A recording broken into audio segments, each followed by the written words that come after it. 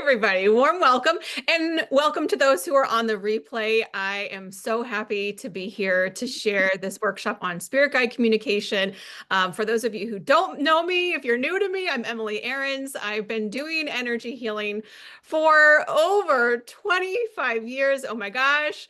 And talking about spirit guides makes my heart really happy because it's really been the foundation to help me to build my spiritual business, to be able to get outside of my own head and to reach out into God, spirit, universe, whatever you want to call it, to help me to come back home to myself, but also to really grow and scale my business.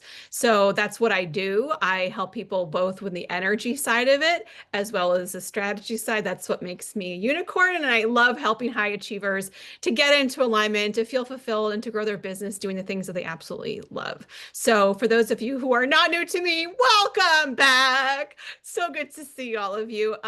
So this is going to be pretty interactive. So the folks who are here with me live, interrupt me, ask me questions. We're going to have periods where we'll get some feedback and we'll do some of this work and some channeling. Replay folks, you can type comments or questions in the box below. I'm going to try to accommodate both, but mostly we focus on the live folks. So if you ever have a chance to do a live workshop with me, just sign up for it because this is where we like to party. Let me just share the screen. Everyone, just let me make sure that you can, in fact, see this beautiful little, okay, great. Thank you. Okie dokie. I just need to change my personal window because that's not the one I want to use. Okay, so we are here for the right reasons and the right time. Hopefully you already have water, a notebook, pen, paper.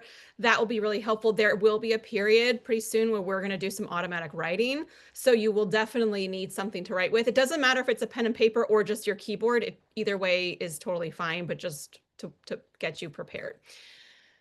This is going to be about 90 minutes, but knowing me, I'll probably go closer to 2 hours. If you need to leave at the 90-minute mark, that's fine. Just, say that. That's fine.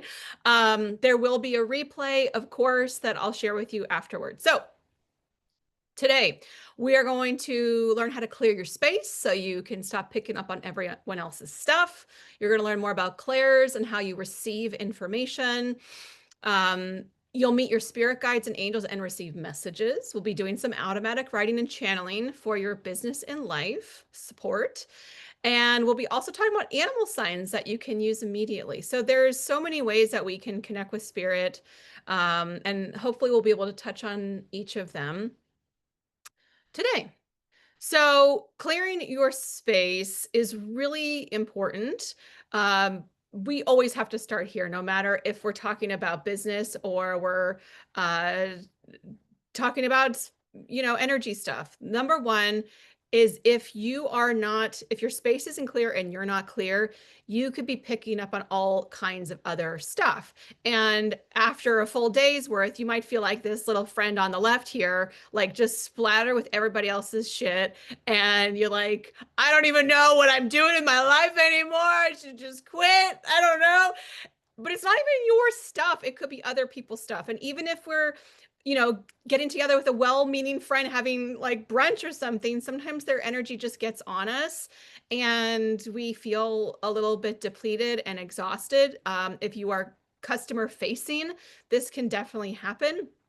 And if you are of an online presence, so we were just talking about this in one of my group programs, the Phoenix Mentorship last Friday about, if you have an online presence, your energy is connecting with people all the time, even when you're not actually doing anything live with them. So there's this part of us that is still doing that. So it's important to have these intentions set. So simply put, you want a clear container, white light, preferably.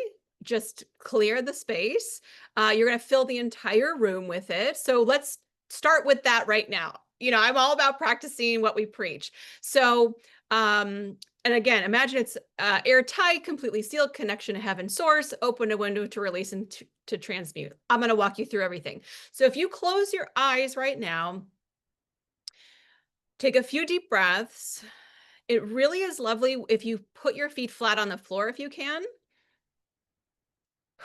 And as you deeply breathe, invite in a beautiful white healing light. Now, all of you have probably heard me do some sort of incantation or intention setting. You don't have to say the words the way that I say them the way it comes naturally for you.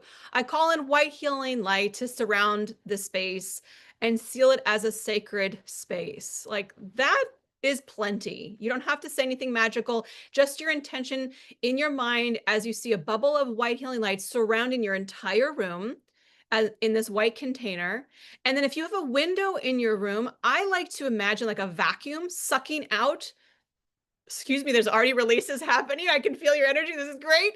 The energy that's sucking out of the window and releasing anything that doesn't serve me or in the space at this time. Like a full-on vacuum that's always on. You don't have to think about it. It just releases and transmutes any energies into positive, life affirming, wonderful, supportive energies. So as you have this beautiful bubble of light around your space, you can do the same thing for your body. So that white light that filled your space like a bubble, imagine that white light pouring like a funnel down from heaven, from source, from God, from the universe, down like a funnel into the top of your head, filling your entire energetic and physical body, pouring down this beautiful wave all the way down from your head, shoulders, arms, hands, chest, back, torso, hips, legs, feet, and out to the ground. Feel like a beautiful white, rapid washing wave just pouring down you. And the intention is to release anything that doesn't serve me at this time. Imagine that white crystalline light in your body, in your aura, around your body, and then in your space. Beautiful. And so this is a process that when you practice can be done within a few seconds.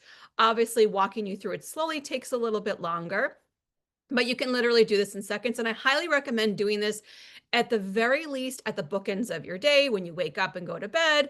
I also like to have like a little personal reminder every time I go to the bathroom or I fill up my water, which is usually at the same time, pretty much.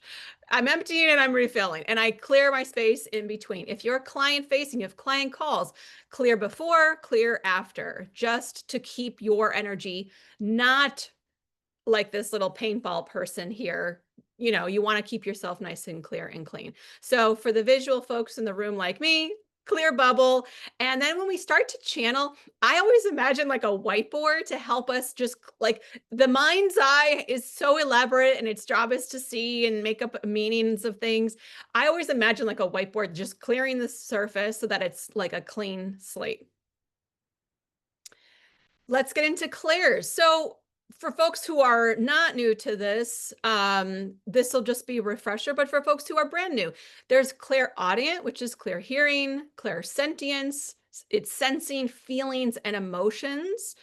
So, for example, you might be picking up on things emotionally or physically. So, for example, when I'm in session with somebody, say I'm with Janine over here, and I'm in session with her, and all of a sudden my left elbow is kind of like doing something funny. And I'm like, is that mine or is that Janine's? And my guides will say, oh, that's Janine's. And I'll go, okay, so let's dive into a little bit further. So, for those of you who are working with people to do this kind of energy work, and I'm just making up left elbow just for fun of it. And she's gonna be like, you aren't gonna understand, Emily. My left elbow has an issue. We're not gonna say that, are you? It's nothing crazy. Yes. Oh my God, stop it. Unmute yourself right this instant. What? What is happening? You want to unmute yourself? I was laughing because I'm like, yeah, you hit it right there with the left elbow. Oh my God. Oh my gosh. Well, thank you for validating me. That's great. But so and I really wasn't even tuning into your energy. It just I popped know. in my mind. We're just having fun, a bunch of friends. So that's the whole point, is that when you are a clear vessel, and you guys have joined me to do live channeling, all of my senses are open and I am able to receive however it shows up. It could be a visual cue, it could be a song that starts to play, it could be a physical thing, it could be a sensation of, heaviness in my body. Of okay, when I feel this, and now I'm getting chills all over. Okay, everyone's like, feel me. So I might get a sense of something and start to just zero in on it, tune into it a little bit more. Because we're receiving information all the time. And we know, we've seen the studies that within 3 seconds of walking into a space, you can pick up on the energy in it. My guides are nudging me towards this card. I've pulled 3 cards for you. We're going to have this little Candyland experience where we're going to reveal them as we go. Clairvoyant is clear seeing. So with your physical eyes or with your intuitive, your third eye. I always like to joke that I am not like Teresa Caputo. I don't want to see your dead uncle in a sub shop when I'm getting my lunch. I have no desire to tune in to the dead when I'm not on the clock.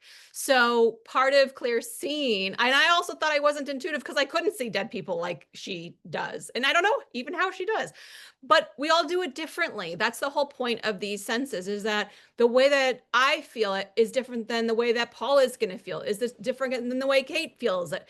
And what you'll see is as we kind of get into channeling a little bit, we all are very much like on the nose with things, and it's just a different way of saying it. And when I'm in group programs, which a few of the folks are here, we're in a group program together, we start with some channeling and we all get very different messages, but they're all like so similar and so spot on.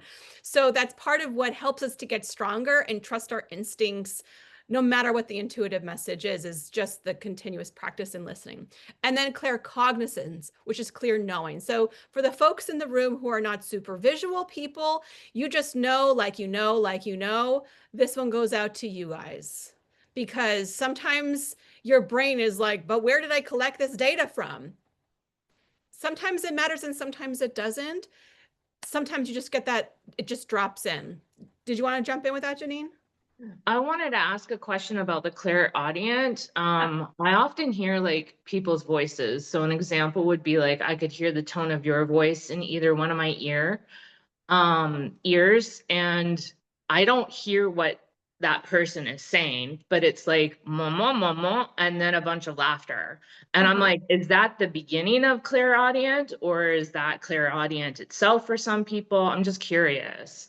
It's definitely clairaudient. So clairaudient, and you know, it's so weird. I sometimes will get foreign languages. So I lived abroad in Spain for a month and I was having foreign, like I was hearing Spanish and I was like, I am not fluent in Spanish at the moment. Could you please say that in English? So there could be the wah, wah, wah sound. It could be songs. It could be your own voice in your head. It could be other voices sounding in your head. And I also understand like some of the stuff sounds batshit crazy when you're like, I hear other voices in my head. They're speaking other languages. It's not crazy. It's just part of the process of, you know, guides are speaking to us in different ways. So that's for sure clairaudience when you hear it. Sometimes we hear like anybody get that like high pitched ring or buzzing in your ears too? When I get that, that's my moment to kind of like take a TV timeout and go, is there something I need to hear that I'm not hearing right now? And I just wait and I listen, because sometimes spirit will jump in at a time where I don't know, making sourdough bread and it's like nothing to do with anything, but there's a message that wants to come in, or like out in the garden or something. Now, out of these 4, where do you guys feel you're naturally very strong? Like we all have these, but sometimes there's one that's a little bit stronger than the others. I realize that I'm claircognizant, and it's I just know, but Yeah. that is usually, it's like the other 3 go together with that, because I see something or have a feeling or an emotion, and what I know is that I have to pay attention to it. Yes. So it usually is preceded by something else, one of the other 3. Yeah. But the other 3 I cannot know. You know, you get messages all day, but I sometimes it's like, oh, this word, I have to pay attention to that, and that comes out of nowhere. Yeah. So yeah, I'm Yeah. everywhere. Thank you. And that's so good, because I know we've talked about this before, Paula. You're very claircognizant. And that used to get in the way because you'd say, well, I'm not seeing things the way you're describing. And I say, you don't have to. That's my special thing. Your special thing is different. And thank you for that specific description, because claircognizant people, you're just going to know stuff, which is which is awesome. So speaking of that, the card for right now, apparently, is study. This is from Healing with the Angels Oracle by Doreen Virtue. I don't know if you can all see it, but the card is study. So this card, I asked for a message to kick this off, and it was very on the nose. You're learning something new, learning how to apply it, learning a different technique. So opening up your mind is great. This is a perfect time for you to be here. Okay, so you're creating a new language. So we've all played charades, I would imagine, where you're trying to act out the different words.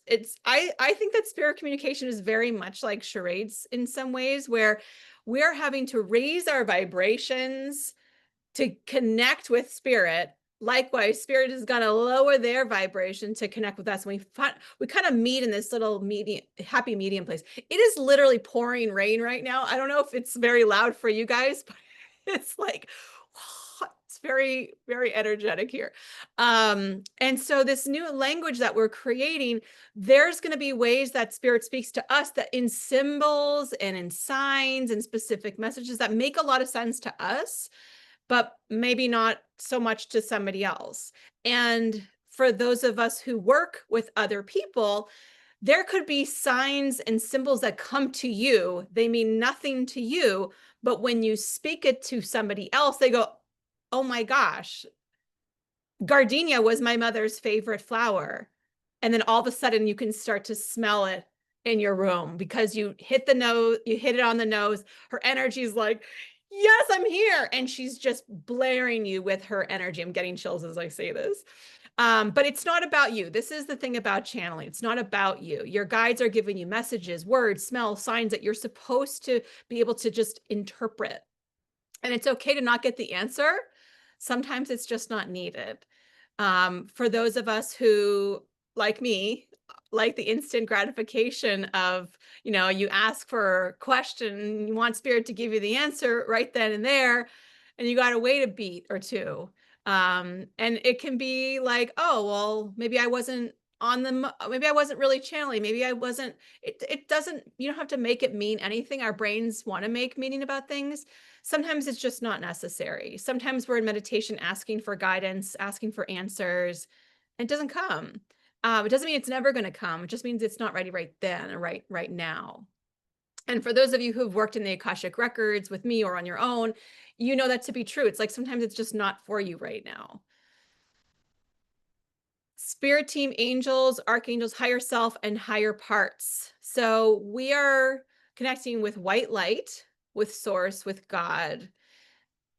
Always the highest and best for you. So when you're calling in before a meditation, before working with somebody, whatever, you're only calling in the highest and best. Excuse me, there's a little shift of energy as I say that. We're creating this beautiful white container so that we can receive information clearly without our stuff, without anybody else's stuff. And we want it to be the clearest and the highest vibration. So why it's important, we only want to work with the highest and best because that's going to be more truthful, more honest, in the highest level of integrity. There are plenty of energies and entities that are not of the highest vibration that will be glad to come into your space, into your energy field, and fuck shit up. We don't need that. I have a really great meditation in Mastering Ascension that is designed to clear out energies and entities that are not helping you at that time. And it's sometimes you can physically feel the release where you're like feeling really heavy and really down and really thinking these negative thoughts. And should I give up on all my dreams? And it's like, why am I thinking this way? And you realize those aren't even your thoughts. It's just energies that have come into the space. And that's part of why we clear before and after as well.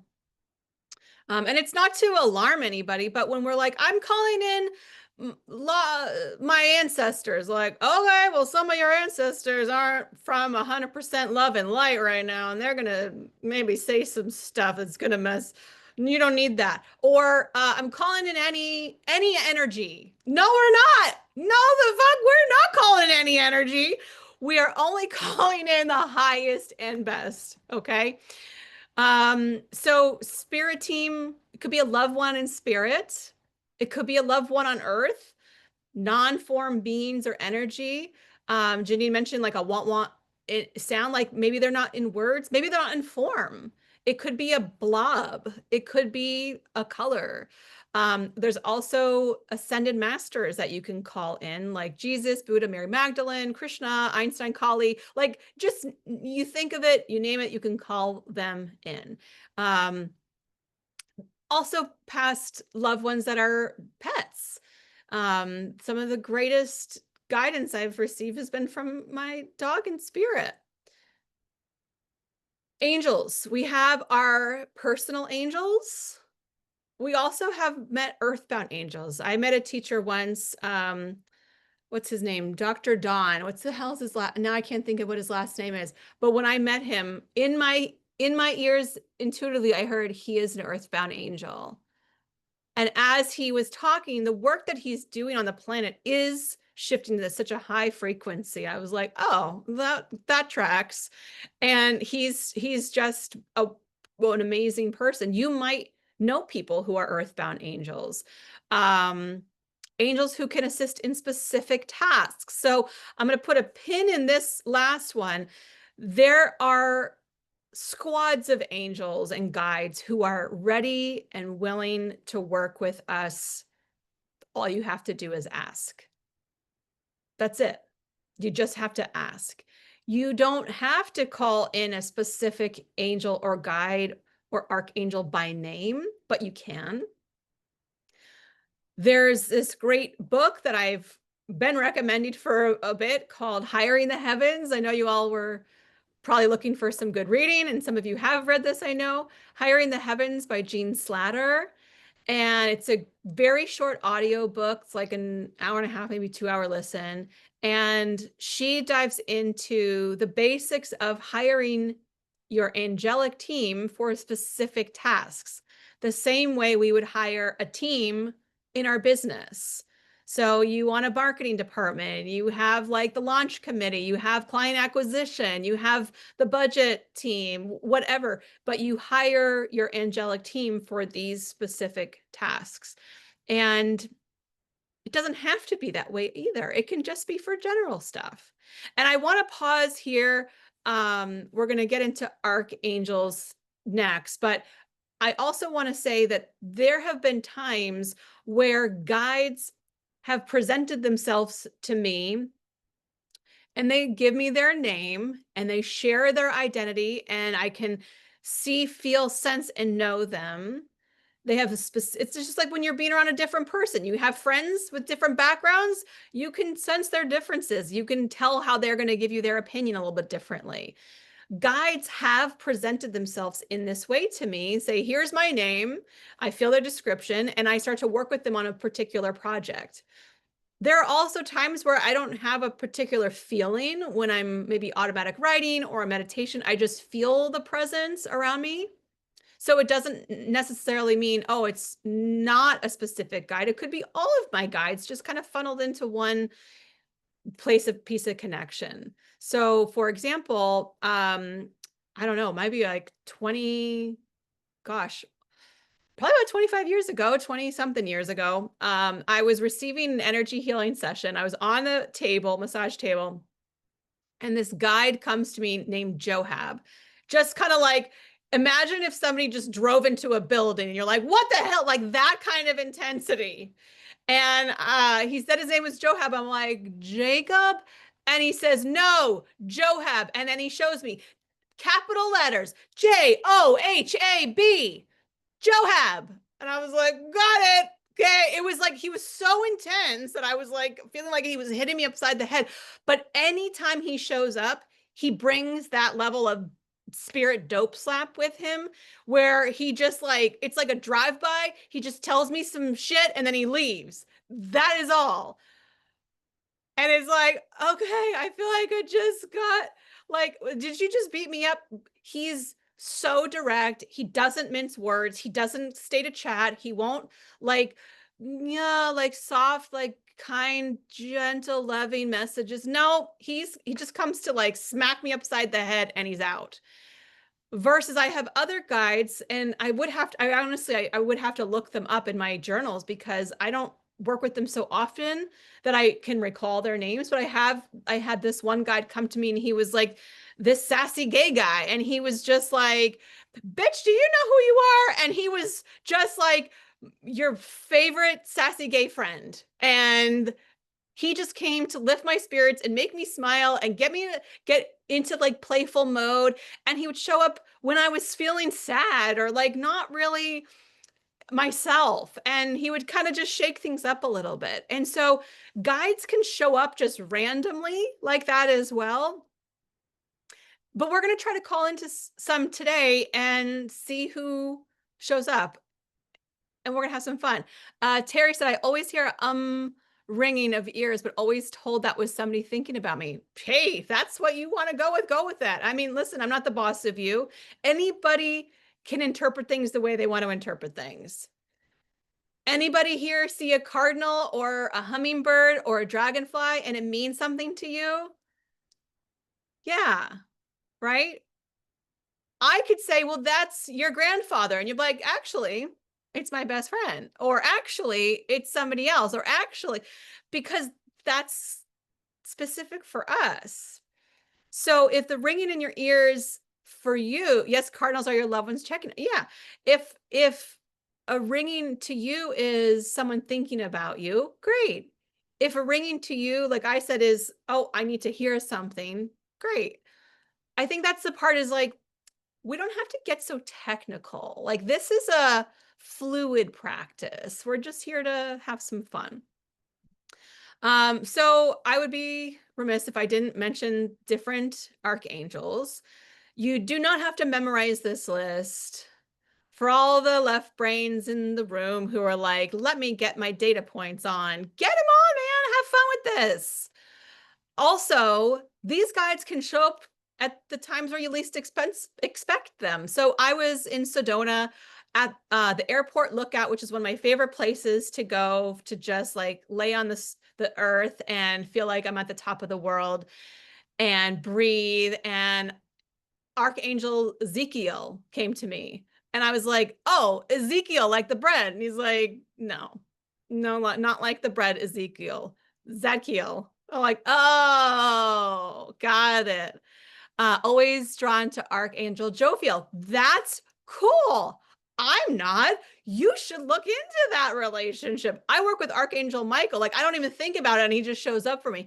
When I go into the Akashic Records, he's like, what are we doing? So you will all be drawn to different angels, archangels, because they are here for you, and your soul is ready to work with them. Your soul probably already has worked with them or is currently working with them. So there could be places around the world that you are really drawn to. Go there. There's something there for you. So same ways, work with the angels that feel right for you. And if there's one on the list that you're like, oh, I'm curious about that one, tune into it. So let's take a minute here to just look at this list of archangels. And if there is one, thank you for bringing that up, Terry. If there is one on this list that you're like, oh, that's the one I want to kind of connect with, let's take a second right now and call them in. And there's no right or wrong way to do this. Think of the archangel's name, and you don't even have to care about the description I gave them, but call them in. And I would imagine them coming into the space or into your heart or into your mind's eye, however it feels right for you right now.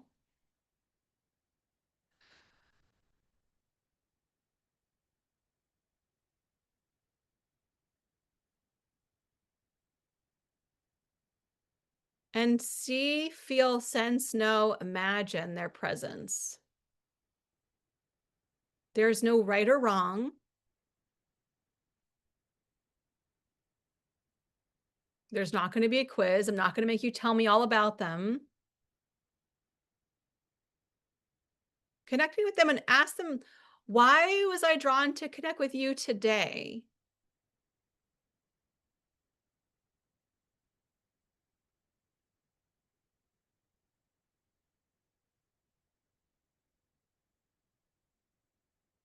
is there any message that you'd like to share with me today?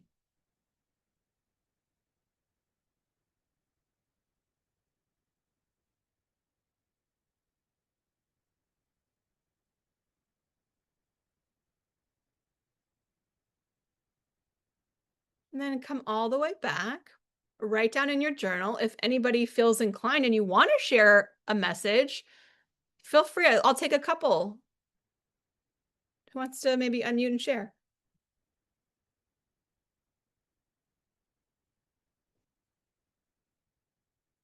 Or you can put it in the chat box. That's fine.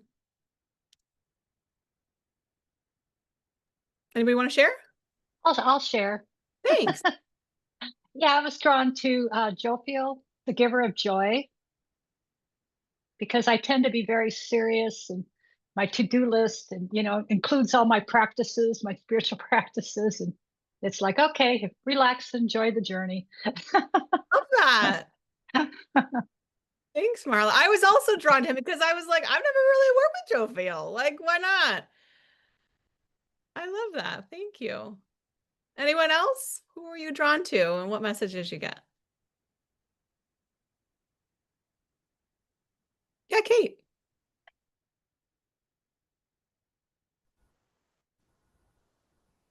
Okay. Can you hear me? Can you hear me okay? Yeah, I can. Okay. It's Okay. late. No, I was drawn to Archangel Raphael Okay.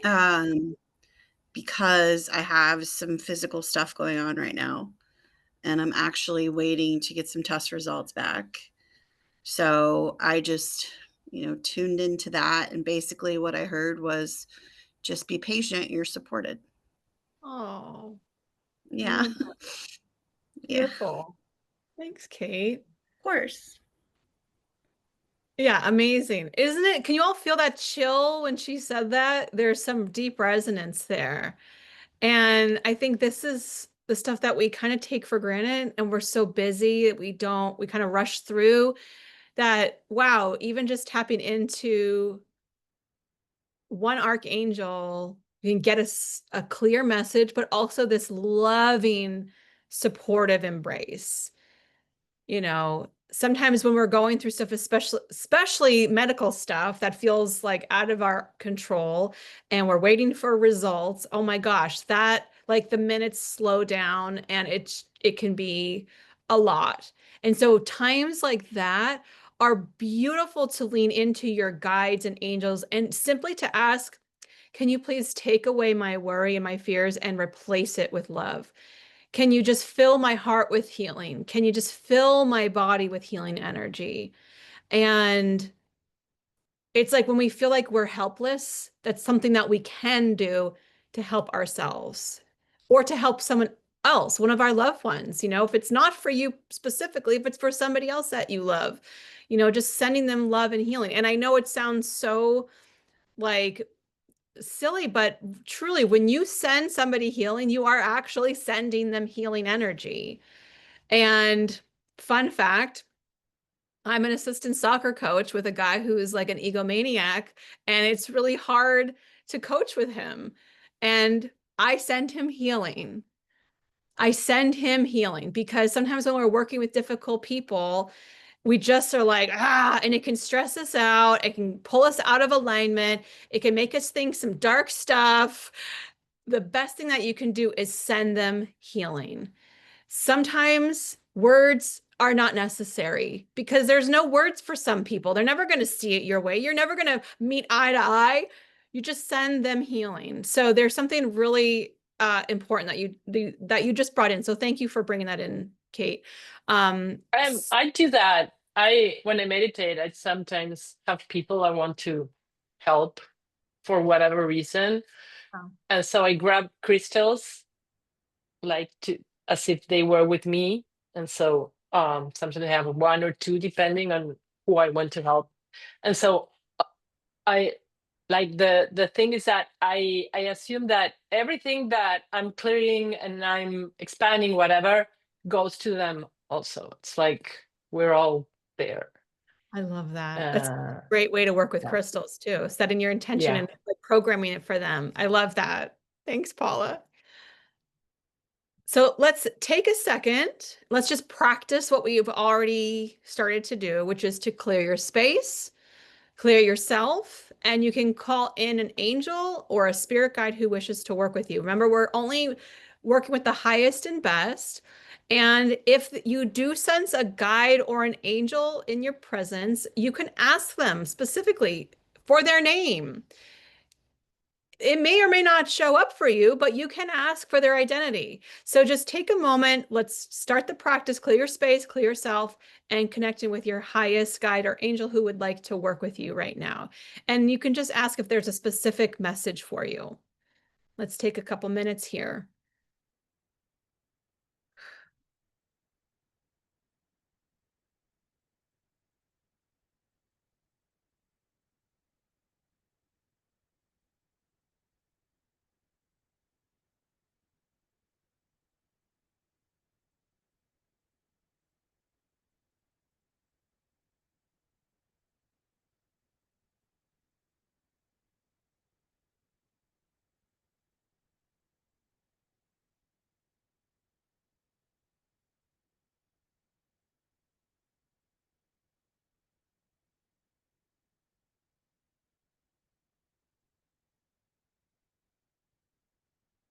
And once you've received your message, you're welcome to put it in your notebook or share it in the chat box.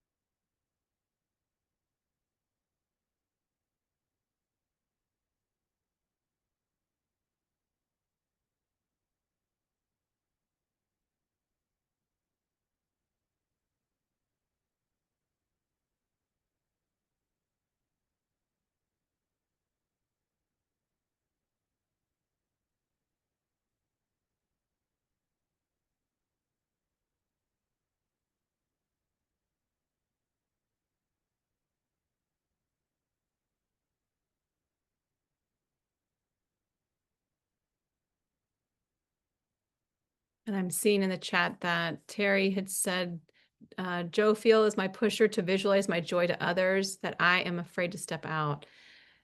Terry's message was, you already know what to do, but you won't output the effort. Once you put in the effort, you'll start to see results. Talk about a slap, but I get it. Yep.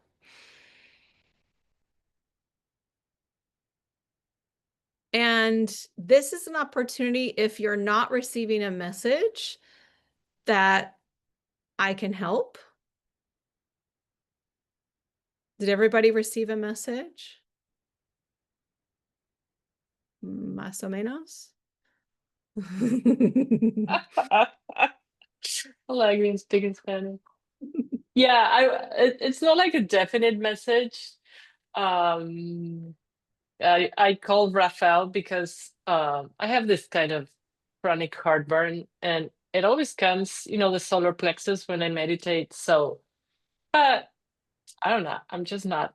I'm kind of dispersed when I go into, to find him. So I don't know how to take that. I don't know how to interpret that. That's okay. Maybe that's just not the guide who wants to work with you. And as Yeah.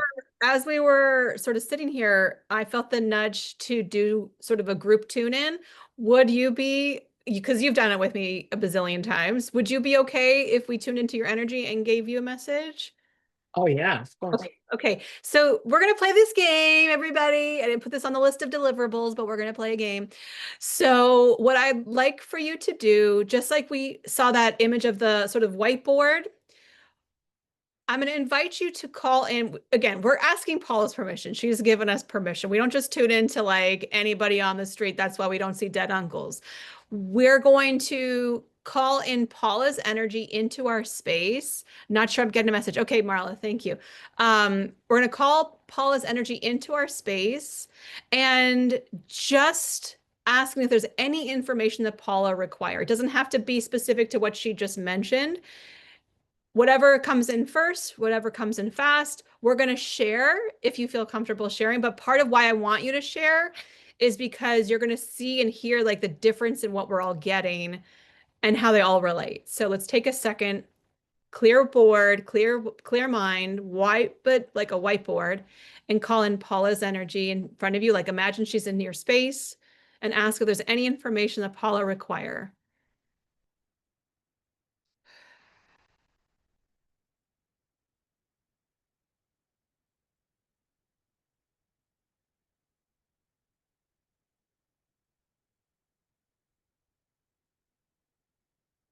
Okay.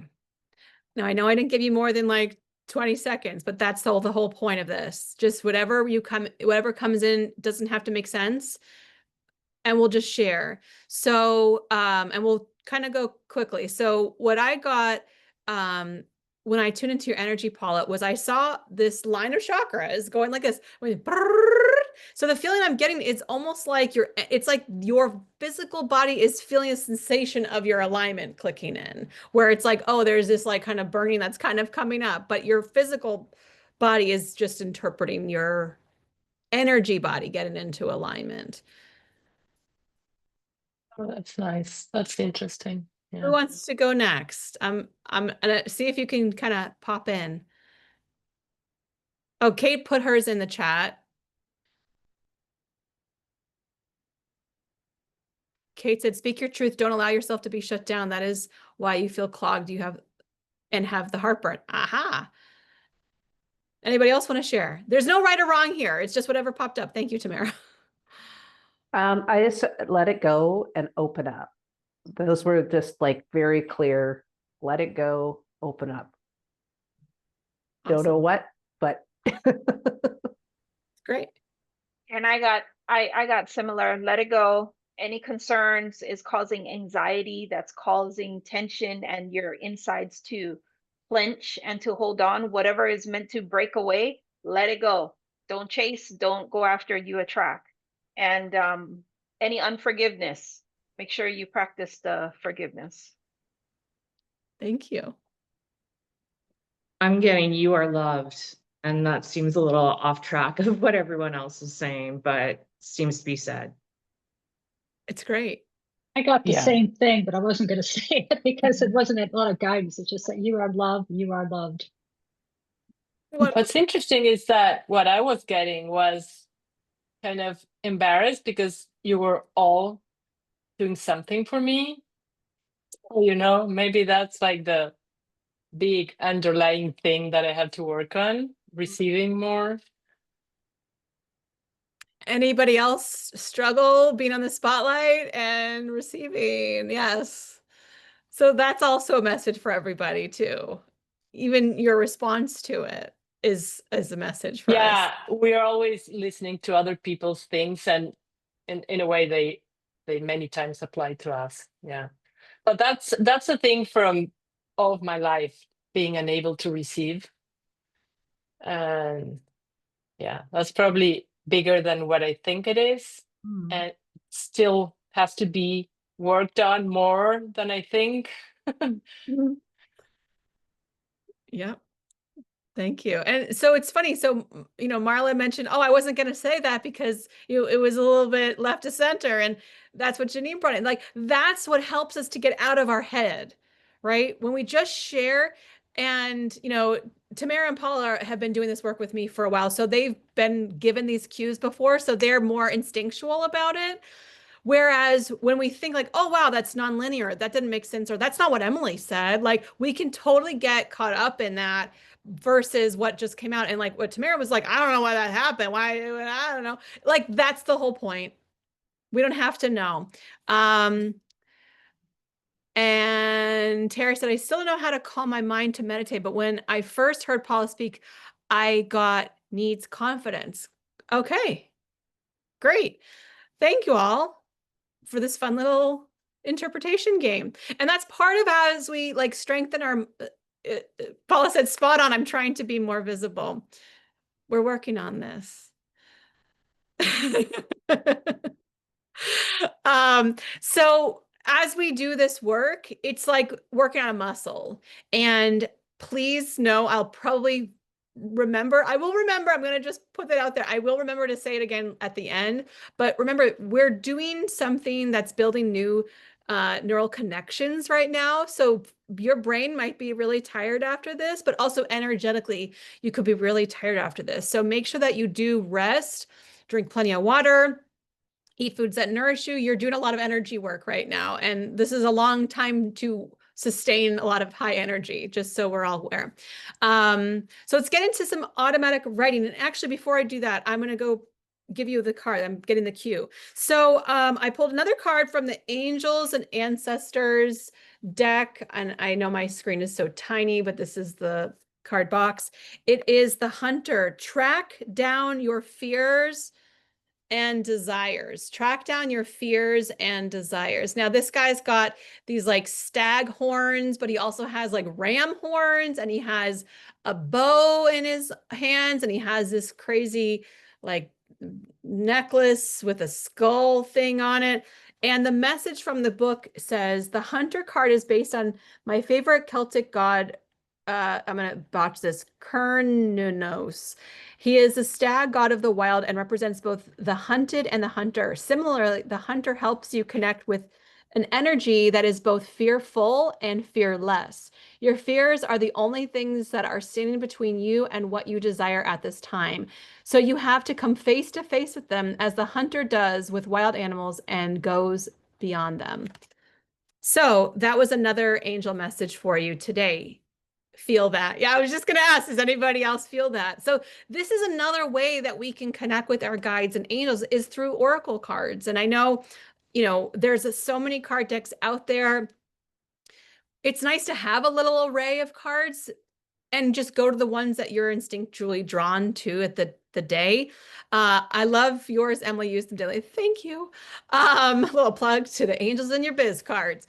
I love them too, because they're really quick and direct. But part of why we shuffle cards and pull them, it's allowing our higher self to give the message, to get out of our head and get into alignment, get into the energy that needs to come up to share a message with us. Okay.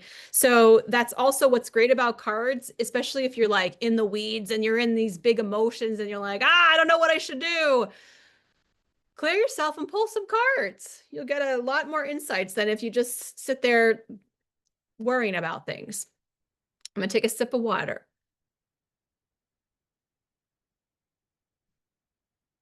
I hope that I'm not rushing. I'm trying to move at a quick pace, but also not like fire hose, you guys. So automatic writing and channeling, I really love doing this.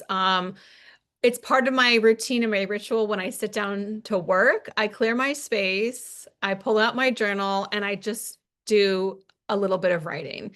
Usually it's just a paragraph or two. Some days it's longer. Some days when there's a lot going on in my head, I will type it out instead of handwriting it. And those are the days that I typically will write like 800 words or more, that I'm just like, and another thing. And it just comes like flow of consciousness. So there's no right or wrong way to do this. But it's really the ability to connect with energy and allow a stream of consciousness through you. Handwriting, if anybody has done this before, you might see your handwriting that you're used to seeing suddenly look slightly different. It doesn't look like your handwriting anymore. It's like suddenly a different style. It looks like you wrote with your left hand, or entirely different altogether. But it's a way for you to unlock your higher self, to get those messages direct from spirit, from your angels, past loved ones. It's kind of like opening up a portal. And so when I sit down before I start my work day, I want to clear out anything that doesn't serve me from this, my morning, or from the week ahead, from the week I've already had, and just get a clear message. What is it that day that I need to hear? And oftentimes it's just short and sweet. I'll get the message, and then I'll sit with it for a few minutes and maybe see if I can take it deeper. Or can I go even higher? Can I elevate this energy? Can I get even more information from it? So let's take a quick second here. Get your journal handy. The practice is simple. We clear our container. White light, fill the entire room. Imagine it's sealed. Connection to heaven and source. So I always imagine my crown chakra like a funnel opening straight up to source. And I see some energy is really moving in the room already. I'm watching your faces. This thing's moving. So I think I've already said this to you guys before, not today, but if you feel like burping happening, it's a lot of times the energy is releasing and moving. If you're feeling yawning happening, it's your energy expanding and opening up. And I have seen some yawns, and I know I don't take it personally. I'm not boring you. It's literally the energy that's like, wow, I'm opening up to a whole new level. Maybe I am boring, but that's okay. Imagine there's this airtight container. You're connecting right to source. Again, opening up a window to transmute. Never boring. Oh, thanks. I talk too fast to be boring, I think. So sometimes just scribbling. I know if you guys are familiar with Tyler Henry, he's another like celebrity medium. He just does this wiggling back and forth thing, and then that's how he kind of opens and connects to spirit. Sometimes scribbling on paper will do that. For any of you who are creatives or artists, sometimes drawing can kind of like get that flow going as well. So whether you're writing words or drawing images, it doesn't really matter. Just free flow, open up to words, ideas, and just let it go. So we're not going to do 5-10 minutes right now. We'll just do a couple minutes where you could just grab your notebook. And again, if you want to ask your highest guidance to come in, a specific guide, whatever, if you want to call in something specific or just whatever is in your highest and best right now. If you have a particular issue, problem, if you're stuck in some work thing that you don't know the answer to, you can always tap in for that. So I'm going to stop and I'm going to give you guys a chance to tap into that and see what comes out.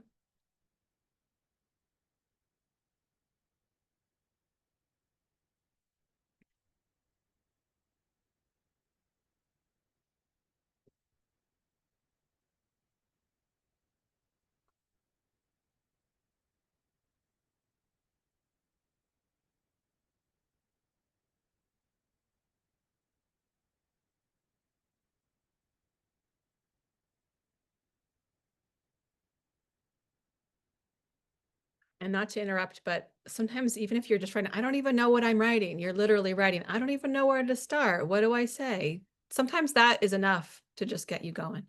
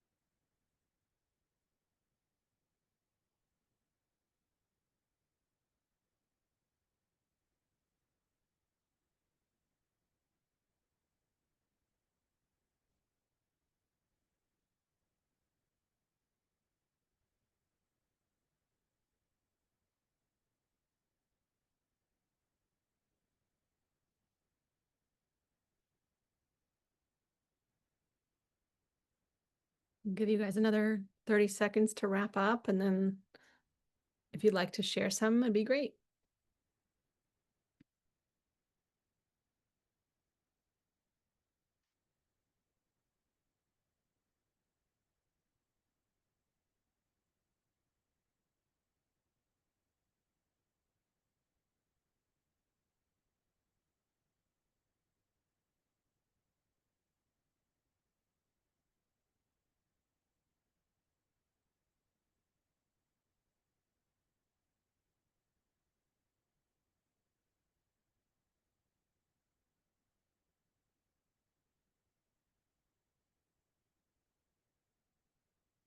All right. I love seeing everybody's heads down, looking very engaged in your writing. This is so good. I'd love to hear from you if you haven't shared or if you have, either way, but listen to the nudge in your heart that says, unmute yourself and tell the story that you just wrote. I got all the messages that I didn't get before. Oh, that's great. What did you get?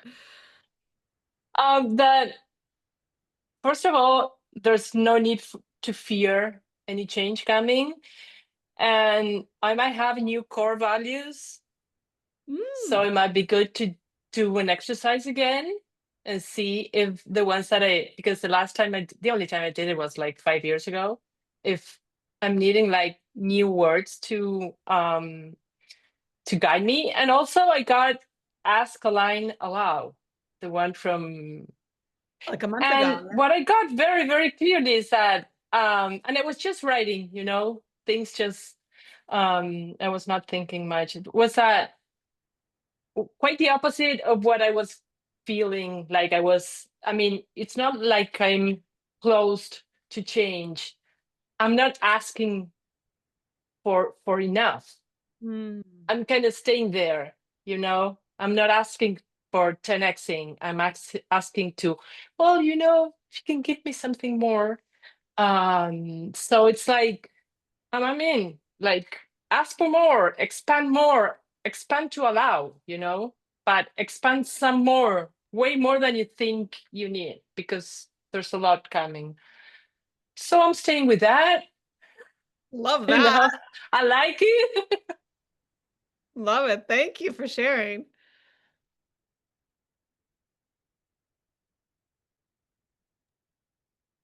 I can share.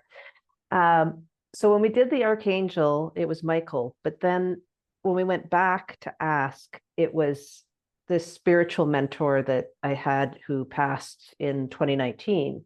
Oh. He was like the first one to teach me like psychic world and all this stuff. And it was like, he spoke in words that I made a lot of things make sense in my head after years. So he's been back lately and he's been hanging out, and I love it because he's a no bullshit guy. He's just like, hey lady, I'm thrilled to connect again. What's going on? What's with the funk? You moved ahead in so many ways since I last spoke to you, but you're still stuck in this questioning shit. Like, what's going on? And are you ready to get out of this funk? Like that's, and I'm like, okay. Yep. Wow. Yep. And it's interesting because his way of talking is coming through to me. Like it's the coolest thing ever. I love it. Oh, that's great. I love that. I was just saying to a friend last week that my mentor passed away about a year ago. And I said, which really sucks because she's not here, but it's really convenient whenever I need, because she just comes in whenever I call her in. And it's a lot cheaper than having to buy sessions with her constantly.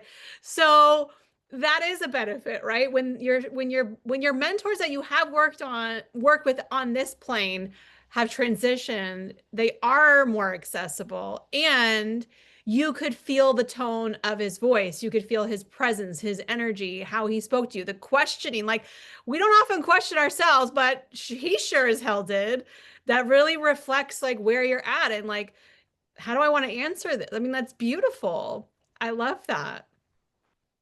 That's great. Thank you. And I see one that just came in through the chat. Terry, I was writing down what I need to do to move forward as I felt stuck. My guide kept saying, go back to basics, and screamed at me to do the fucking work this time. Don't let the past hold me back and start the basics to move forward. No, I'm never alone, and learn to reach out for help. Yes. This is great. So we're talking about loved ones in spirit, past guidance. Anyone get an animal? We are going to talk about that in a second, but just curious, anybody who's already doing the thing. Anyone else? One more message? Anybody else want to share a message? I'll share. I think I got like a collective because they didn't have any specific name, and they always come in as hello beautiful dear one, and the starting line is always the same. Hello beautiful dear one, we are extremely happy and grateful to connect with you here today. It's like, Love okay, it. you know, and then they continue to just reaffirm that I'm on the right path. I'm beginning to trust what I'm receiving more for me to continue to stay open, and that I'll receive more new light codes. And when I get it, when it comes to my thought, then to speak it out, to like give it life, regardless, even if I'm working, to whisper it, but just to speak it out, whatever I get in. So it goes this way. And Ooh. then um as they said to, and that's also for integration and embodiment with the breath and the sound. And then flow, feel, love. It's time now. Provisions are being sent and will open for you to assist you on the journey to service others because you're part of the great gathering. So, and you're already doing it. Just go deeper. Now do it. We're all here. And the archangel that came in earlier was Raziel. Okay.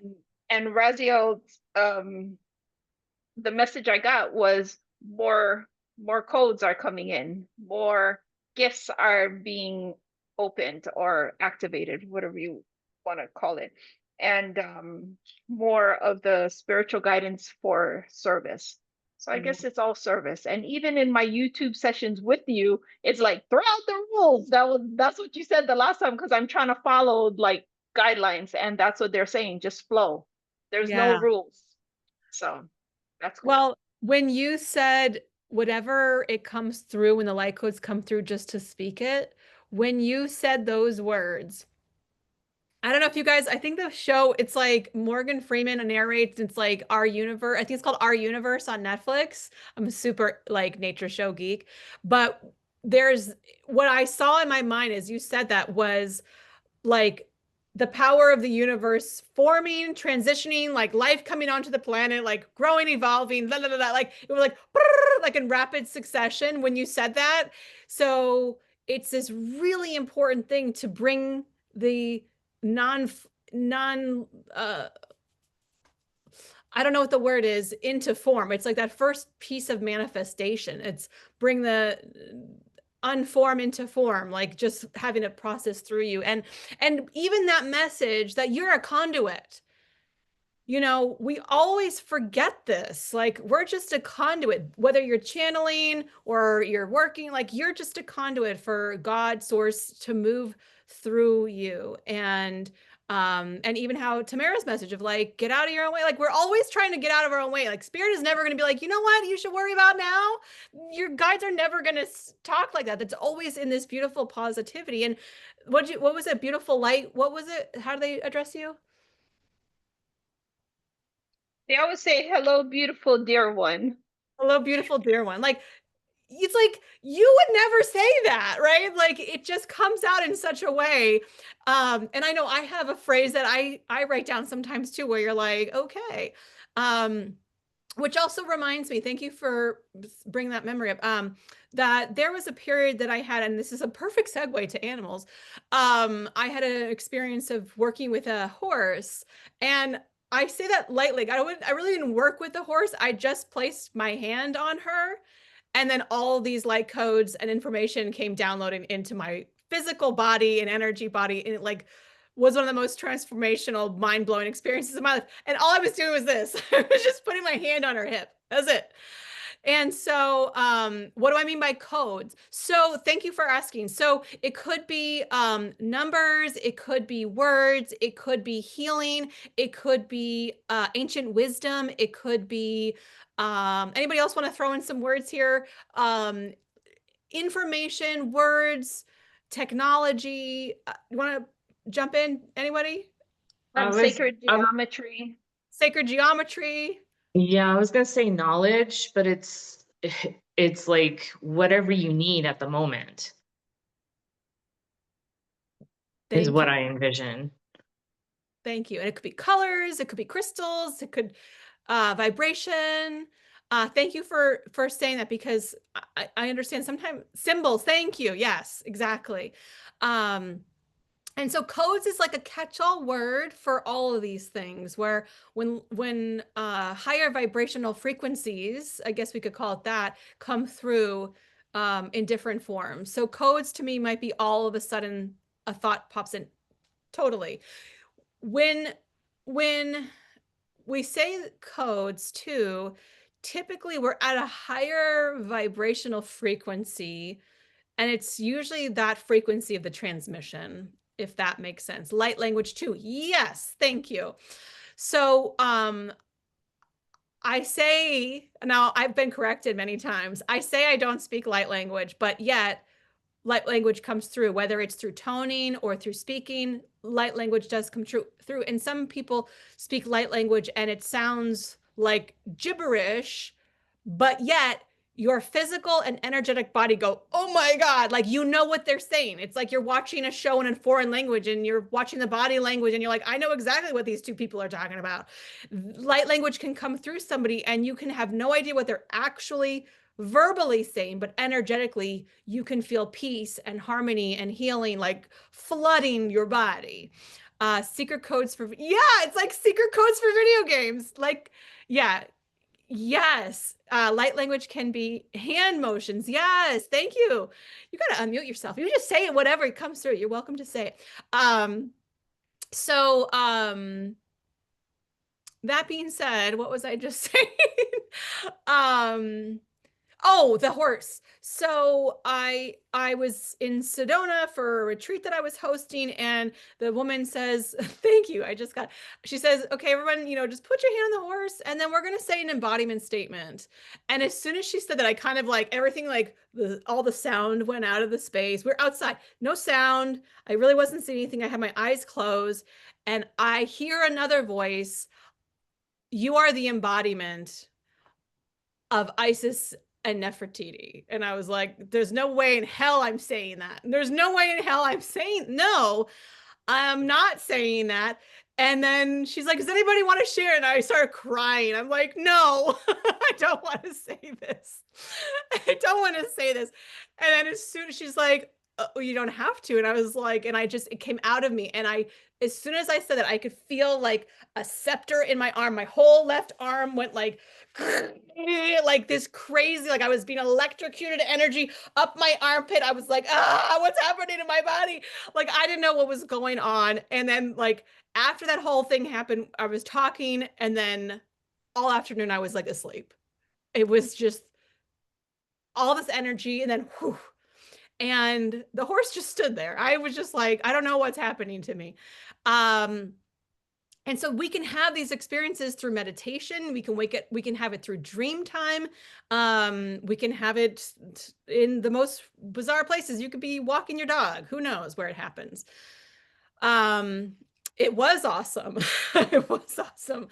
But there's also a lot of information that came through me during that experience, throughout it and afterwards, which also brings up another point, which is how we can work with spirit guides and angels is awesome in dream time.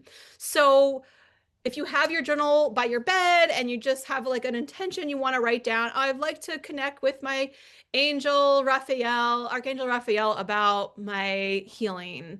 I want to connect with my spirit team about my business transition. I want to talk about building my confidence. Whatever your intention is, you go to sleep and allow yourself to just open up to their energy and presence in dream time, and then come back the next day, a lot of times with clarity or some message. Horses are very healing animals. Reiki with horses are very healing too. Yes, for sure. Okay. Plants. Now I'm not going to go into plants, and I guess I should have started with this before I started anything, which is everything is energy. Everything is energy. Plants, animals, minerals, everything has got life force in it. And so just like we were talking about cardinals or a sign from past loved ones, plants can have this effect too. So the more you're familiar, the more they will show up in sessions or just in your life. You might be shocked that a specific plant can impact your client or for yourself. I mentioned, I think I said gardenia. This one says lilac. But you might be talking to a friend and all of a sudden you're like, why am I seeing lilacs, or why am I smelling lilacs? And they might go, oh my gosh, that's because such and such. So it is extremely important to share, even if you don't think it's really significant or you second guess it. There are really great messages that plants can bring to you. The other day I smelled my dad's cologne. Yeah, it's amazing. I had one of my teachers years ago, she was a psychic development teacher, and she was saying how whenever her mom would come in, it would smell like vanilla. And she and her sister were shopping at like a boutique one day, and all of a sudden she could see her mother in the store, and she was like talking to her mother in spirit. And the store owner then opens the doors, and she's like, does anybody like, it smells like vanilla in here? And they're like, oh, that's just my mother in spirit coming in, because they could smell it, but they didn't know that anybody else could. And the woman who opened the store opened the doors, just like, whoo. Yeah, knew he was here to say I'm okay. And that's the other thing, is when we are available in the way that you all are, who are here right now, are taking this workshop, you are open to allowing spirit to come through in a way that supports you and that can be helpful. And I think that's just half of the battle, is that spirit is always around. They're never gone. We might not see them, we might not connect with them, but that doesn't mean that they're not present. And because everything is energy, everything is interwoven, and there's nothing that happens by accident. You could be having a tough day and just kind of wish for something, and then next thing you know, it's there. That was me last Friday. I was talking to my neighbor outside in her driveway. She's 84 years old. And then this guy came to solicit to show, he could assess her roof for her for no additional charge. And I'm just standing there to like kind of protect her. And as I was waiting for this guy to finish talking, I was thinking I could really go for a Guinness. And I don't drink alcohol anymore, so they make these non-alcoholic Guinnesses. I just watched the special, like the Guinness show on Netflix with my husband like a week ago. It's so good, by the way. And I'm like watching these people drink Guinness, and all I want is a Guinness. And I was sitting here, he's doing a spiel. I'm like, oh, I could really go for a non-alcoholic Guinness. And I didn't say anything, and I just went back to my house, and I was about to prepare dinner, but my husband was at the neighbor's house in our backfield. So I ride my bike over there, and I pull up, and he's like, oh, are you cooking? And I said, I'm about to, but I could go for a Guinness right now. And he's like, yeah, I think I have one. I'm like, I mean, like the non-alcoholic ones. He's like, give me a second. He goes in his house. He comes back out with a non-alcoholic Guinness. He's like, I knew I had this hanging around. I was like, get the hell out. What are you talking about? What? I was like, I dropped to my knees. Like, oh, you just made my whole damn day. Like, this is unbelievable. It was so funny. So, we don't have to say it out loud, and it can be the most bizarre, random things. And of course, when we think about, what we're doing here today, working with guides, we want to be intentional with improving our life. We want to be intentional with growing our business, but sometimes spirit can show up in the most funny ways that just delight and surprise us. And just when we think that no one's listening, you get these unexpected gifts that show up and just make your whole day. Okay, so we're going to go into animal signs. So I tread lightly with animal messages, because this is not a medicine that I came through my ancestry. This is more of an indigenous practice. So a religion practiced by indigenous people of far northern Europe and Siberia is characterized by a belief in the unseen worlds of gods, demons, and ancestral spirits, responsive only to the shamans. That's a Merriam-Webster dictionary definition, which I don't think is really particularly helpful. Shamanism is truly the root of animal medicine. It's imperative to uphold the utmost integrity for native traditions, languages, and ceremonies. Working with the spirits of animals is sacred work and not to be exploited or degraded. I like to say this because, I'm a white woman here, and I don't carry this through my personal lineage. I'm Jewish, and I've connected with my ancestors, and they showed me some cool stuff, but it's not to do with native work. So this is not mine to really speak on, but it's part of this conversation about working with spirit guides and angels and animals and plants. So I want to just say that to really respect the animals that show up to us. So animals can come to us in real life when you're out in nature. So last week, I was out for a walk in the back field, and this red-tailed hawk was circling and squawking above my head. It happened 2 days in a row. And I said to my husband, because he was walking with me, I'm like, this bird has really got a lot to say to us today. And he's like, well, what does it mean? And I said, well, you can just do a simple Google search, animal medicine 4, and then fill in the blank. And you'll oftentimes get a really interesting or a few different interesting responses from your search engine, but it usually tells you something that's really relevant to whatever is going on. And I'm very blessed that I have this backyard farm and I have access to nature right outside my door. Not everybody has access like that. So sometimes when a animal shows up, it's like kind of bizarre and strange. Sometimes it's not strange. Now, I'm not talking about like if you have a cat or a dog, they live with you. So that's your family, and then not really considering that type of animal. I have a creek and a forest in my backyard. That's awesome. Oh, you have a quick question. I'm sorry, I didn't see that. Marla, do you want to ask? Here. Yeah, I'm sorry, I'm backtracking. There is this thing about what is the difference between channeling and your higher self? Like, I've been kind of more into just going to my higher self rather than to guides and et cetera, but I'm open. Yes, But I have anyhow, it over here. that's- I scooted right by it. Yes, the difference between channeling and your higher self. So the way I look at intuition is that whether you think it's your intuition or you think it's your imagination, it just is.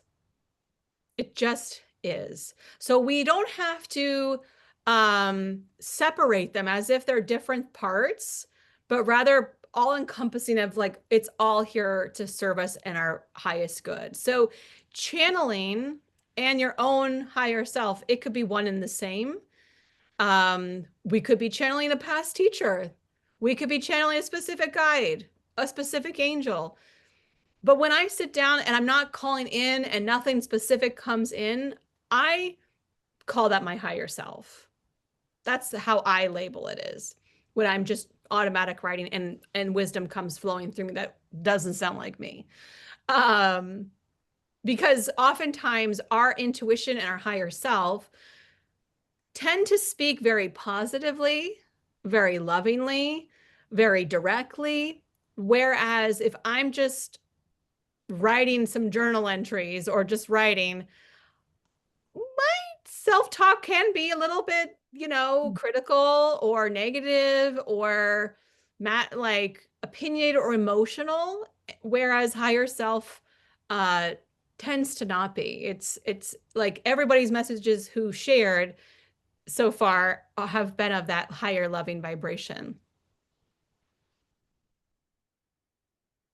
Does that help? So guides can be, and angels can be part of that, or I mean, I'm sorry, I don't want to go into a big long conversation with this, but it's confusing to me. It can be all encompassing. And I think that part of us is here in this 3D reality, but there's also multi-dimensional versions of ourselves that are alive in multiple realities, which is a bigger conversation for today. But we also have to understand that, we could call it our higher self, we could call it an angel, we could call it a guide, but what if, I'm going to just throw everything I just said out the door. What if all of those specific components were actually just aspects of our higher self, from different dimensions, from different timelines, from different vibrations, that we were accessing that wisdom, but those are all components of us. Thank you. I like that. Okay, great. Sold. I think that it's part of our human condition, Marla, to really want to know, like, specifically, like, what does it mean and how do we tell the difference? And, back when I was learning about Akashic Records, I got this certification and it was really specific to like dates and timelines and like, what are you wearing and what happened? And I always just kind of end up zooming out so much. I'm like, does that detail really matter? Like, I want to clear whatever block it was. I want to move whatever thing it was. If there's a specific piece of a storyline that I made some soul contract that I need to delete and dissolve and rewrite, hell yeah, I'm going to take care of that. But I kind of zoom out and go for the bigger picture of things. And it's okay to zoom in and be like really fixated on like, who am I talking to and where are they from and all the details. And it's also okay if we don't have any of that. It's just generic, higher self, channeled wisdom. That's totally good. And yeah. Okay. I'm in Canada, Northern Ontario, and last year I seen for a split second an eagle, which is not common in my parts. Wow. I do see eagles here somewhat often. Not often, but somewhat often. Okay, so animals come to us in real life or we're out in nature. They can come to us intuitively. They can come to us in dream time. I had this really beautiful black panther come to me in a dream and protect me. And I wasn't afraid of it. It was huge. But ultimately, I was in a room with a black panther that I was like, this thing could mess me up pretty bad. But I wasn't afraid of it. It came to protect me. And I have an amazing therapist who is very much on the same realm that we're all on right now. And she'll encourage me. If an animal comes in your dream, this is a chance to work with it more. Call it in while you're awake. Call the medicine in while you're in meditation. See if you can look up stories or read articles. Like, what is this animal coming in to share with you? They come to me too. Yeah. And that's the thing. It's as you're open, they can come up in the most unusual ways, which are so incredible. And I find that the more I deepen my spiritual practices, the more I find myself in more natural surroundings, more wanting to connect with animals. And after I met your spirit animal workshop, that was part of Intuition Week. I bought the Spirit Animal Meaning book. Oh, that's cool. And there's plenty of resources if you guys are looking, plenty of books on animals. Like I said, Simple Search can give you an explanation of the animal. These are a couple oracle decks, and I actually pulled one from the Animal Power deck here by Allison Charles. For you guys, this is our third and final card that I pulled. It's Beetle, Think Optimistically. And I'm going to read the definition. And here's the thing is that you can tune into the energy. Like when we think of spirit guides, like we were talking about cardinals and dragonflies and these pretty little animals, right? We don't often think of insects, but there's so much wisdom in the way that insects work. And the more I learn about, bees and ants and all sorts of things, it's like, oh, wow, it's just so incredible. So Beetle, think optimistically. When the beetle shows up, it's a good time to pause and reflect on the direction and quality of your thoughts. The beetle, especially the scarab beetle, reminds you to keep your thoughts pointed toward the sun. In other words, if you have a tendency to slip into worry, victim mentality, or a defeatist attitude, it's time to consider how you can retrain your mind to think more optimistically. When you notice yourself entering into a cycle of difficult emotions, take a breath and see whether you can bring more optimism, more sun to your thinking. This will take practice, but if followed with devotion, a new way of life awaits. And there's an invocation to activate beetle medicine. Sacred Beetle, thank you for reminding me of the power of my thoughts. I invite you to work with me in keeping my thoughts and visions pointed toward the sun, especially when it comes to blank. I allow myself to fully receive your guidance and energetic medicine. Yay. I love it too. Yes. My kids and I play a game with this card deck, with the animal deck, where we split the deck in half and we do like war, like who would win the war. So you can play the card game however you want, whether it's angel messages and animal messages or something else. So let's take a moment and clear your space and call in the spirit of an animal that wishes to work with you right now. And you're all doing so good. So just like celebrate that for a second too. Just take a few minutes, clear your space. And usually just the first animal that pops in quick and asking if there's any information that the animal would like to share with you. And sometimes it's just the presence that you'll have to look up the message.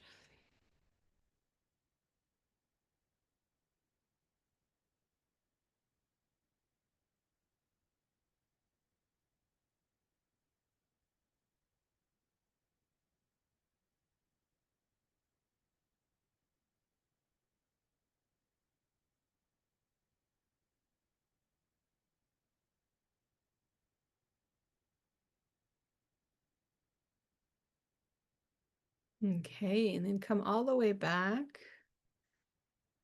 Feel free to share. Who'd like to go? Kate says, mine is a coyote. I see them in my backyard a lot and they seem very comfortable with my presence. They represent resilience, adaptability, balance, wisdom, and this is a big one for me, family and cooperation, a balance between putting others' needs first and also nurturing yourself.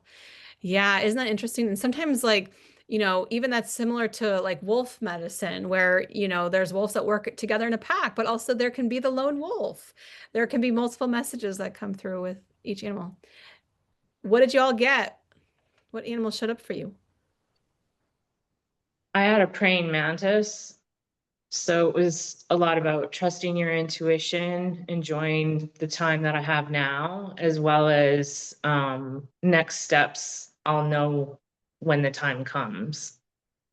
Love it. Those are said to be very magical, like one of the best ones to get. So cool. The crow. Ooh, what did the crow say? What did the fox say? Oh my gosh.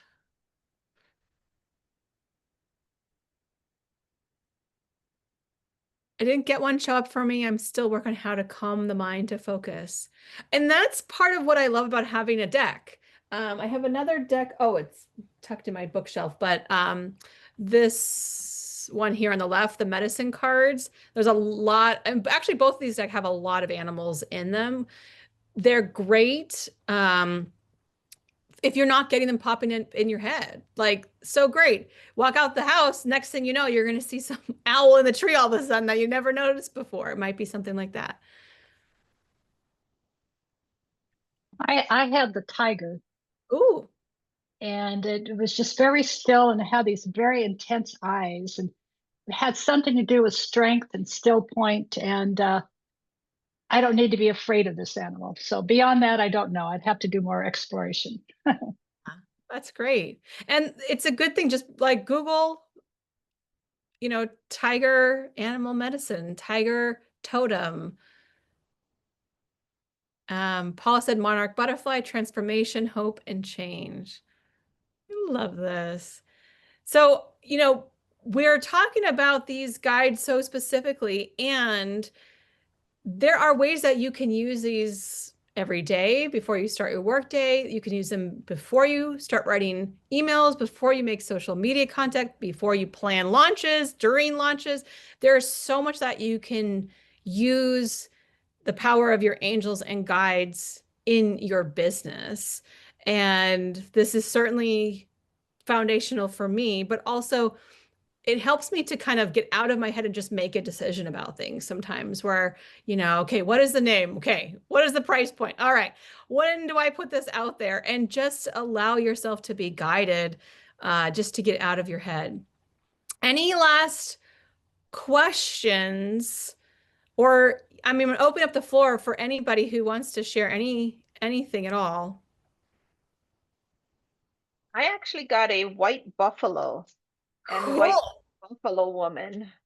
Oh, So, and I seen them, the Native American and in the tribal area, and the message that came through was, "We are walking alongside you, guiding you. The path is being cleared. Be fierce. Spiritual rebirth and awakening is taking place. You are our sacred medicine." wow. Wow. So significant. And that peace that they bring in when they come in too, the medicine that they bring in the white buffalo. I only learned about white buffalo and white buffalo woman a couple of years ago when I was reading Sophia Code. thank you, Sophia Code. That one.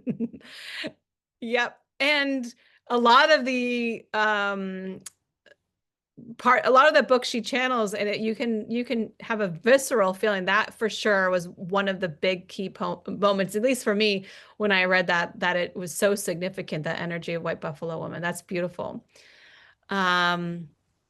Questions. Has your guides ever been wrong? In what sense? I mean, I think that's a good question. There have been times where they've encouraged me to do things or to say things, and I do them expecting one result. And I'll go, WTF, why did you just have me do that? And they'll say, so that you could overcome that fear, so that you could do that, just so that you could, to see that you could. It's not always what I think the result should be, or the outcome should be. And so it's not that they're wrong, but they're encouraging me to do things, and I don't always know what the result might be. I'll expect one thing, but it might not be the reason why I'm doing that. And how do you trust the process? Great question again. How do I trust the process? And I'd love to hear other people's opinion on this, because I think we're all very individual. How do I trust the process is I listen to that guidance as though that were fact. So I don't second guess the insights that I get. I just take it at face value. And what Paula brought up, ask. We about a month ago, we were in group, and this like 3-step process came through, which was ask, align, and allow. And I think that's the perfect description for trusting the process. Asking for what you want, asking for guidance to come in, aligning. So when I tap into that truth, what I'm asking for, if I tap into, if that were true, if that came true, what I'm asking for, if that was it, and I'm aligning as though I have it, my vibrational frequency changes. So I can see it in my mind's eye, I can feel it in my body, and then allowing for the world to kind of just create around me. And when I'm asking for guidance, I'm not just sitting there waiting, laying on my bed, waiting for things to happen. I'm also taking action each and every day, which is why I ask every day, which is why I tune in every day, because I'm getting like GPS, turn by turn instructions, day by day instructions. How do I stay in alignment instructions? And oftentimes when I look back at these journal entries or automatic writing or notes from my guides or a specific guide or for myself, I can see the path so much clearer than when I'm in it. Like day to day, I'm getting these little loving messages, and I'm like, all right, keep your spirits up. It's all coming. Sure. Well, when is it coming? Like, I want it now. Could I just be confident already? Like, could the sales just happen already? And part of it is that process that we have to learn from. So it's not that, if they said, okay, put this offer out there and you're going to sell 20 of them, but I sell 5. It's not that it was wrong, but perhaps I was not even allowing all the 20 to come in too. I take an active role in it. So I don't know if I'm making any sense, but part of what I feel is that I'm just being guided day by day. And the worst thing for me is to be stuck in my own head with you're not good enough, you're not smart enough, why aren't you doing it better? You're not enough, versus the energy of my higher self and my loving guidance. That's like, you got this. You are beautiful. You are a conduit for light. This is what you're meant for. Like those messages, like having my own personal hype squad, when I'm in that vibration, I'm in alignment. I'm much better off than when I'm in a different space. So the more that we can connect and listen and trust those, our hype squad, the better off I think we'll be. Makes sense. For the past 3 or 4 months since joining M&A to do the 1 to 3 minute meditation and notice these voices pop in my head, not sure if they're my guide, so I don't trust them. Okay, so that's an interesting thing is that when they, okay, thanks, that's why you asked. So they come in because you're in that higher frequency and they are showing up to support you. And so part of this is a practice of building trust. So number one, we got to trust ourselves. So I should be trusting them then. If you're in meditation and you've done specifically my meditations that are clearing your space and align you to your highest frequency and your highest guidance, hell yes, I would trust them. If you're walking down the street and you just get hit upside the head with some weird voice in your head saying some stuff, like maybe check in on that. I don't know. Reboot day 27, then hell yes, absolutely, I would trust in those voices, especially if those voices are loving and positive. I don't think ever experienced higher guidance coming in to talk smack, never to put me down, never. It's always been loving direction. Try this direction. Don't worry about this. I hear a lot of soul client. Yes, then you just trust that stuff. And part of what your job is when you do the reboot and you do meditations every day is you're shifting your vibration. So remember like tuning into a radio dial. You're listening to country music and you're like, I don't want to listen to country music. I want to listen to like today's jams. And you turn that dial, you change the frequency to a different station. So you're not hearing country music. Now you're hearing today's jams. That's what meditation, that's what this work is doing, is that it's shifting your frequency. So even if your frequency was fear and hopelessness, and you connect with Reboot and you listen to meditation or you do a spirit guide, automatic writing, and your frequency is of hope and of love, you have just infinitely raised your vibrational frequency to a higher place than where it was. And if you look up David Hawkins, Dr. Hawkins' scale of frequency or energy vibration, I don't know what the exact term is. If you look up the visual, you've probably seen it's like a cone where it's the heavier emotions are at the bottom, the lighter frequencies are at the top. You can immediately, like what we just did like 3 times today, just maybe 4 times now, close our eyes, clear the space, and tune into something. That's tuning up your frequency, just like that. And so when you're in that state, you absolutely can trust the wisdom that comes through. Always, 100%, 100%. So it's a matter of listening to that over Inner Mean Girl. Have to pop off. Thank you so much for being here, Tamara. Thanks for being here. I'll see you later. I love these questions and thank you for bringing them. I have something to say about that. Please. What I do, because there are days when you see many animals that you don't normally see, or when every time you pick your phone, it's like a 3, the same number 3 times, or everything with 44 in my case. And it's like, I mean, if I had to go and see what every single thing means, nothing makes sense because it's so much information that nothing. So I take those days, or I take I understand that it's like a general message. Like there's something good coming, or something that I have to, if I'm thinking about something, well, okay, like you know, get deeper into that, and then that's where my clear sense comes. It's like I will know what to focus on, but I don't take the explanation for each animal or for each number or for each sign at face value, because you're having, messages all the time. So it's like I take it like as a general rule that there's something that spirit wants to tell me, Yeah. and then I have to figure it out, but I do that.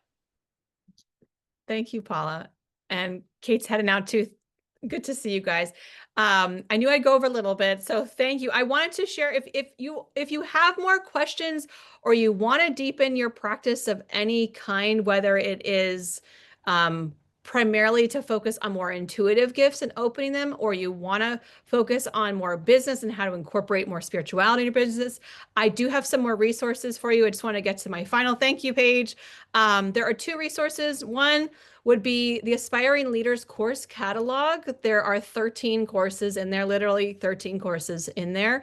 It starts at $97 a month. You only have to pay for what you use. If you don't want to be in there anymore, you just cancel it. It's no big deal, but you can really take advantage of learning a lot from those courses.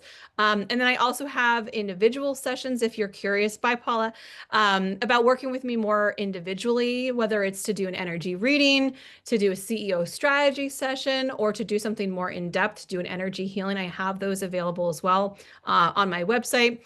The link for Aspiring Leaders is emilyaarons.com/aspiring leaders. This is the website. You can go through all the different courses to decide what works best for you.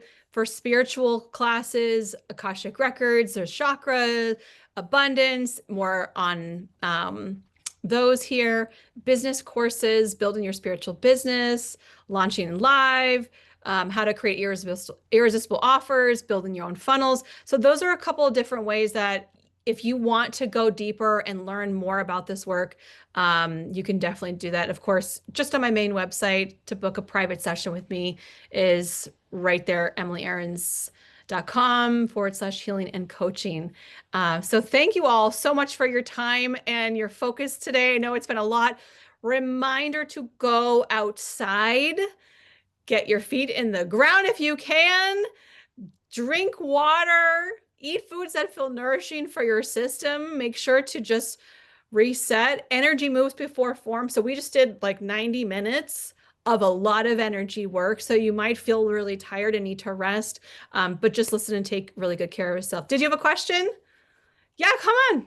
So I have a question. As far as Reiki work and everything like that, how do you go about selecting who to learn from and get attuned from and all of that? Well, I am not attuned to Reiki. I don't do Reiki. I was trained in polarity therapy, so and distance advanced energy healing. So I don't know about Reiki specifically, but what I can say in terms of how to find a practitioner for you is to notice who you're drawn to. Where are you feeling resonance? Are there people who are maybe in yoga centers or in community with you that you want to go to in person? There are people online. I mean, I don't do in-person. Well, that's not true. I do in-person stuff, but you don't live near me, I don't think. So, but I do work with people virtually all over the world. And that's what I've loved to do, is to be able to connect with people in various ways. Great suggestion. Oh, I meant to ask people for their feedback before they left. I'll email you guys. And could you reach out? Yeah, with an M&A in Master and Ascension, there's a lot of incredible practitioners as well. And I also start with like referrals. Like, do you know somebody who might be able to refer you to somebody that would be great? That's how I have found some really incredible practitioners. They're just like my friends, like, oh, I went to this person who did such and such. I'm like, and now I will too. So, Okay. Thank you. yeah, you're welcome. Thank you guys for being here. I will be emailing you guys for some feedback afterwards. That's how I get word of mouth. Yeah, exactly. But if you have any feedback here before we go, I would so love to share that with the community to see if this was helpful for you. Was it insightful? Did you get what you needed? Did you learn something? Would you recommend it? If you want to type it or share it out loud, I would love to hear from you.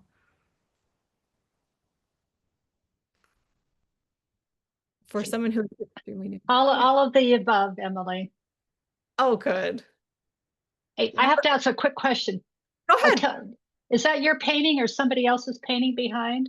This one, one of my dear friends is an abstract artist. So she made this for me. I commissioned it a couple years ago. The lighting in here doesn't do it any justice. It's beautiful. I do abstract work too, so it's beautiful. Thank you. Thank you. I say the lighting changes that painting every time you're on because it looks different every single time. Right? Yeah, and it's sometimes when I'm like staring at it, I'll find things in it that I didn't notice before. And because she knows me, she added a number of pyramids into this piece. And so like I found a couple of hidden pyramids the other day when I was talking to one of my friends that I had never seen before. This was very educational and helpful. FYI, I still have your old roots pick. My old roots pick? I don't know which that one is. I dug it out of this workshop as I relate to the roots you took on vacation. Old roots. Okay. You'll have to send it to me.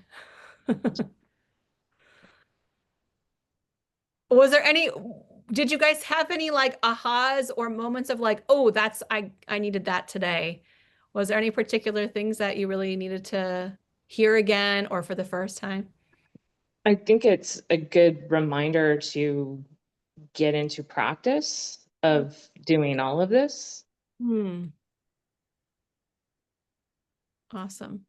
And I think all the exercises with the channeling and clearing space and practicing that and actually having hands-on was helpful. And it even opened up even to expand what was already there and allowed new things to drop in. So oh, good. I highly recommend it. I'm glad. Thank you. And that's part of what I wanted to do in the live session because, you guys know that you're all bringing so much energy here on the live session. It's just so different than if you were just doing it on your own. And also I want to say thank you to everybody who's here because even on the replay, there's that energy in this room as well to be able to go higher than you could normally do just on your own. Thank you. Did I cut somebody off? No, and I like the exercise where we all had to tune in for Paula. Oh, good. Because it helped me to get out of my own and to practice on picking up for other people. So that was pretty cool too. Oh, good. I love doing that. We do that in all of my group programs now. I've been teaching this program at the beginning of the year a few times called Quantum Flow. And we started to do that just for like 5 minutes at the start of the call. And first of all, you just go so deep, so fast with people in that kind of way that you're able to show people yourself and to be seen on a much deeper level. But also, like you said, like you can just get out of your head and kind of get into the practice a little bit more. It's really a great way to practice your intuition and trusting like that, like what Terry was like, well, how do you trust it? Like sometimes just reading other people like that, where you're like, it has nothing to do with me. It's completely inconsequential. Whatever comes up doesn't even matter. But like, wow, it's so relatable. Used to be behind you. Oh, I know the paint. It's not a painting. It's a photograph. You're right. It was a photograph. I have it in my bathroom now. It was for when I was in Kauai and I was taking a picture of the mangrove from the roots up and the light just hit it. We had this like sunbeam burst. It was like, yes, yeah, that's the one. I know what you're talking about. It's like, what did I have? It screams at me. Oh, Well, maybe you can see it in person one day. Any other last questions before we say adios, goodbye? No, great. Thank you all so much. This is really fun to get to see you all and connect with you in this way. I hope you have a great rest of your day, and I'll get the replay up soon and I'll send you all the link. Thank you so much. It was wonderful. You're welcome. Thanks for being here. See you guys. Bye-bye.